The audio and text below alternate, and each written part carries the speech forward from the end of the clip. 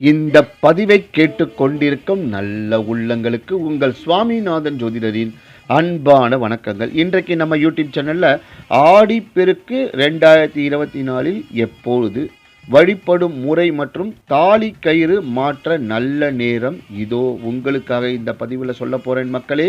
பதிவை ஸ்கிப் பண்ணாமல் கேட்டு பயன்பெற்றுக் கொள்ளுங்கள். அதற்கு முன்னாடி நம்ம யூடியூப் சேனலில் யாரெல்லாம் சப்ஸ்கிரைப் பண்ணலையோ சப்ஸ்கிரைப் பண்ணுங்க, ஷேர் பண்ணுங்க, லைக் பண்ணுங்க. இப்போ பதிவுக்குள்ளே போயிடலாம். ஆடி தமிழ் மாதங்களில் ஒன்றாகும்.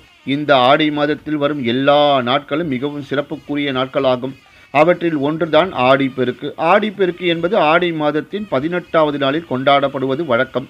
இந்நாளில் ஆறுகளில் பெருக்கெடுத்து ஓடும் நீரை மக்கள் வணங்கி புனித நீராடுவார்கள்.